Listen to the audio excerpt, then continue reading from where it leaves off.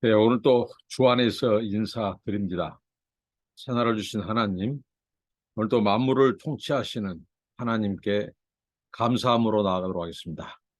하나님 아버지, 오늘 또 살아계신 아버지께서 온 만유를 다스리시고 오늘 또 일하시고 계심을 믿습니다. 새날을 주시고 생명과 호흡을 주시고 기동할 수 있는 힘을 주신 것 감사합니다. 범사의 하나님 앞에 찬송과 감사를 드리게 하시고 하나님의 은혜를 기억하며 살게 하시고 거룩하고 성결된 삶을 살게 하옵소서. 주의 말씀 앞에 섭니다. 주의 말씀으로 거룩하게 하시고 깨끗하게 하시고 오늘도 주의 성령이 주님의 말씀을 감동하시고 깨닫게 하시고 인도하옵소서. 오늘도 승리하는 한 날 되게 하옵소서. 예수님 이름으로 기도합니다. 아멘. 찬송입니다. 419장 주 날개 및 내가 편안히 쉬네입니다. 주 날개미 내가 편안히 쉬네. 밤 깊고 비바람 불어쳐도 아버지께서 날 지켜주시니 거기서 편안히 쉬리로다. 주 날개미 즐거워라. 그 사랑 끈을 짠위뇨. 그 날개미 내 쉬는 영혼 영원히 거기서 살리. 주 날개미 나의 피난처 되니 거기서 쉬기를 원하노라. 세상이 나를 위로치 못하나 거기서 평화를 누리리라. 주 날개미 평안하다. 그 사랑 끈을 짠위뇨. 주 날개미 내 쉬는 영혼 영원히 거기서 살리. 주 날개미 참된 기쁨이 있네. 고달픈 세상 길 가는 동안 나 거기 숨어 돌보심을 받고 영원한 안식을 얻으리라. 주 날개미 평안하다. 그 사랑 끈을 짠위뇨. 주 날개미 내 쉬는 영혼 영원히 거기서 살리. 하나님의 말씀은 민수기 35장 22절로 34절까지입니다. 악의가 없이 우연히 사람을 밀치거나 기회를 엿봄이 없이 무엇을 던지거나 보지 못하고 사람을 죽일 만한 돌을 던져서 죽였을 때 이는 악의도 없고 헤아려 한 것도 아닌즉 회중이 친자와 피를 보복하는 자 간에 이 규례대로 판결하여 피를 보복하는 자의 손에서 살인자를 건져내어 그가 피하였던 도피성으로 돌려보낼 것이요 그는 거룩한 기름 부음을 받은 대제사장이 죽기까지 거기 거주할 것이니라. 그러나 살인자가 어느 때든지 그 피하였던 도피성 지경 밖에 나가면 피를 보복하는 자가 도피성 지경 밖에서 그 살인자를 만나 죽일지라도 피 흘린 죄가 없다니 이는 살인자가 대제사장이 죽기까지 그 도피성에 머물러야 할 것입니다. 대제사장이 죽은 후에는 그 살인자가 자기 소유의 땅으로 돌아갈 수 있느니라. 이는 너희의 대대로 거주하는 곳에서 판결하는 규례라. 사람을 죽인 모든 자, 곧 살인한 자는 증인들의 말을 따라서 죽일 것이나 한 증인의 증거만 따라서 죽이지 말 것이요 고의로 살인자를 범한 살인자는 생명의 속전을 받지 말고 반드시 죽일 것이며 또 도피성에 피한 자는 대제사장이 죽기 전에는 속전을 받고 그의 땅으로 돌아가 거주하게 하지 말 것이니라. 너희가 거주하는 땅을 더럽히지 말라. 피는 땅을 더럽히나니 피 흘림을 받은 땅은 그 피를 흘리게 한 자의 피가 아니면 속함을 받을 수 없느니라. 너희는 너희가 거주하는 땅, 곧 내가 거주하는 땅을 더럽히지 말라. 나 여호와는 이스라엘 자손 중에 있음이니라. 네, 오늘 말씀도 도피성에 관한 말씀입니다. 이 도피성은 어제 말씀에서도 나와 있듯이 요단강 이 동편의 세 곳, 그리고 요단강 서편 세 곳에서 6곳에 하나님께서 도피성을 두도록 하셨습니다. 메인의 성읍 48개 중에서 도피성을 요단강 동편, 서편 각각 3개씩 해서 6군데에 두도록 했습니다. 그리고 이 도피성 제도의 이 범위는 이스라엘 백성뿐만 아니라 이스라엘 12지파뿐만 아니라 거기서 살고 있는 외국인들, 이스라엘 공동체 안에 들어와 있는 이 나그네들까지도 다 적용되는 겁니다. 오늘 하나님의 말씀의 진리, 하나님의 말씀, 이 계명, 언약, 이 구원에 대한 이 말씀, 이 모든 것은 이스라엘 민족뿐만이 아니라 온 열방까지도 이 하나님의 말씀은 진리고 생명이고 지켜야 될 이 말씀이죠. 또 구원의 도리고요. 그리고 이 도피성 제도를 두신 목적이 오늘 또 나와 있는데, 첫 번째는 이 고의적인 사례가 아닌 이 과실치사, 실수해서 우발적으로 이렇게 사람을 죽인 경우 그 사람에 한해서 만 이 보복 대상이고, 그리고 그 가족을 해칠 수 없습니다. 아무리 실수로 죽였더라도 어떻게 보면 그 사람이 이 고의성은 없을지라도 일단 사람을 죽이게 한 것에 대해서는 이 살인은 엄청난 어떻게 보면 죄죠. 그런데 그 사람에게만 이 보복할 수 있지 그 가족들은 해치거나 보복해서는 안 됩니다. 그리고 이 실수로 과실치사로 했을지라도 도피성으로 피하면 그 사람이 그곳에서 이 보복을 피할 수 있다는 것이죠. 이 도피성 제도를 통해서 우리가 알 수 있는 것 이것입니다. 이 과실치사, 이것은 우발적이죠. 실수죠, 실수. 이 과실치사와 살인, 그 살인의 차이는 뭘까? 그것은 바로 의도성에 있습니다. 의도적으로 사람을 죽였느냐, 계획적으로 사람을 죽였느냐.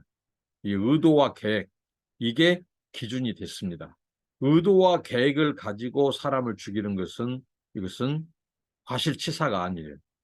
이것은 우발적인 죄가 아니고 이것은 아주 전형적인 살인이라는 거죠.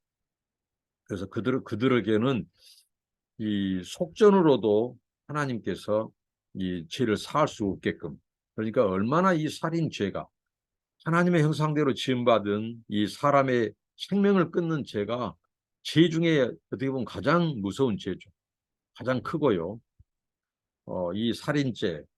그래서 그 사람들에 대해 하나님께서 처형하도록 했어요. 그 사람들은 도피성에 피할 수도 없죠. 그리고 오늘 보면 이 도피성의 이 어떻게 보면 이 과실치사로 이렇게 실수로 우발적으로 사람을 죽여서 도피성으로 피한 자들, 그들에 대해서도 어떻게 보면 그냥 무턱대고 그들이 이 피해 보복에서 보호받는 것이 아니라 공동체, 회중이 결정하는 거예요. 공동체에서 그 사람의 상황을 듣고 이제 공동체에서 이 사람은 분명히 우발적인 과실치사로 사람을 죽였다. 그렇기 때문에 그 공동체가 그를 보호하도록 했습니다.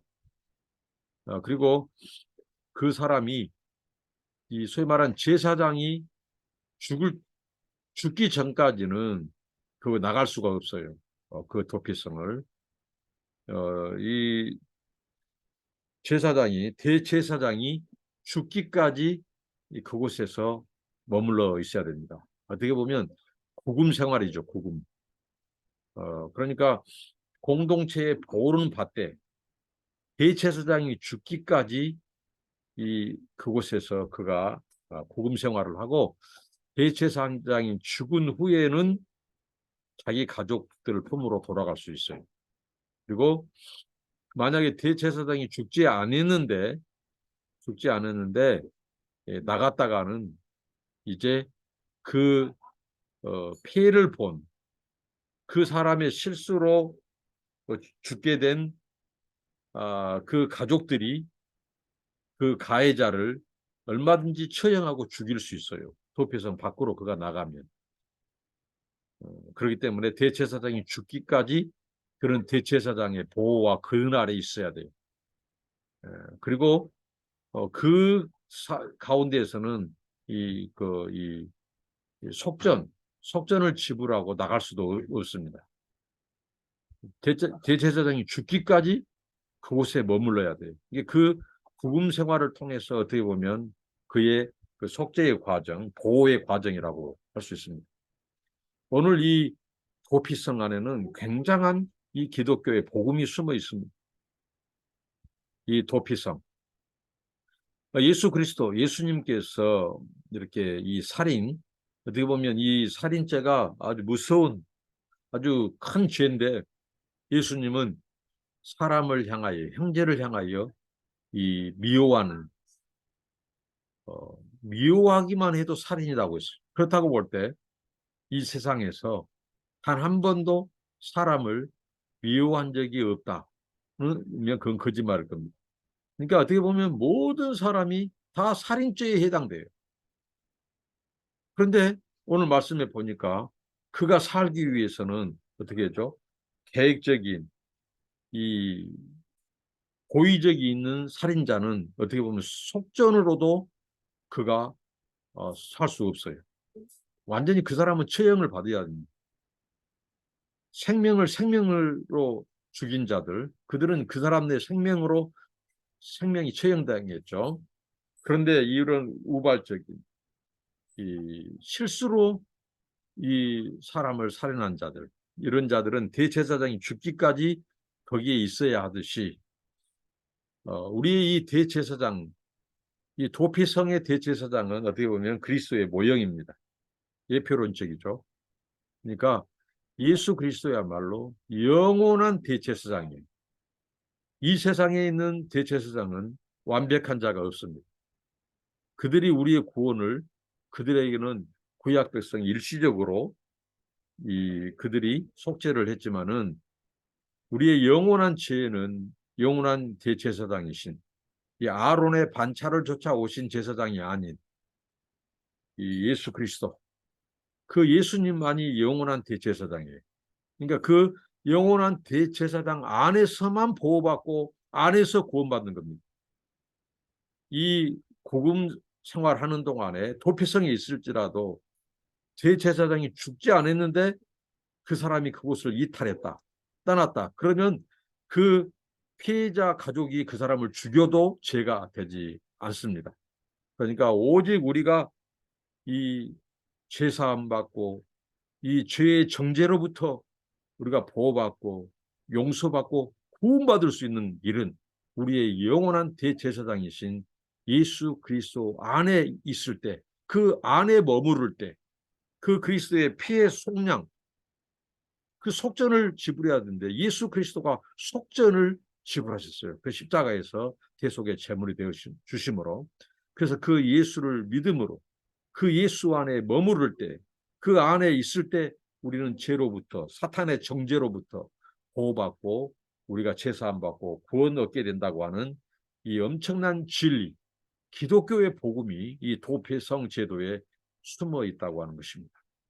우리는 끝까지 정말 하나님 앞에 가는 그날까지 우리를 위해서 십자가에서 죽으시고 피 흘리신 우리의 영원한 대제사장, 그 그리스도를 놓지 마시고 떠나지 마시고 그의 보혈, 그의 죽으심을 의지하고 그 안에 머물므로 그를 끝까지 믿고 끝까지 그를 따르고 순종함으로 우리가 제사함 받고 사탄의 정죄로부터, 공격으로부터 보호받고 제사함 받고 구원받는, 그래서 영원한 우리에게 이 안식처가 될 하나님의 나라, 그 도피성에 영원히 머물면서 주님을 찬양하는 저 여러분 되시길 바랍니다. 기도하겠습니다. 하나님 감사합니다. 오늘 도피성을 통해서 이 안에 숨어 있는 예수 그리스도의 복음을 깨닫게 하시니 감사합니다. 우리가 오직 대제사장이신 예수 그리스도 안에서만이 우리가 보호받고 제사함 받고 용서받고 사탄의 공격으로부터 하나님 아버지 주여 피하고 보호받을 수 있음을 믿습니다. 이 귀한 이 아버지는 구원의 복음을 깨닫게 하시니 감사합니다. 예수님만이 우리의 영원한 대제사장을 고백하고 우리가 예수님을 떠나지 않고 늘 예수님의 피의 공로, 대속의 공로를 의지하고 아버지 하나님 우리가 제사함 받고 용서받고 보호받음으로 하나님 아버지 장차 우리의 영원한 도성 하나님의 나라에서 영원토록 주님을 찬양하는 하나님 백성으로 살게 하옵소서. 예수님 이름으로 기도합니다. 아멘. 감사합니다. 축복합니다.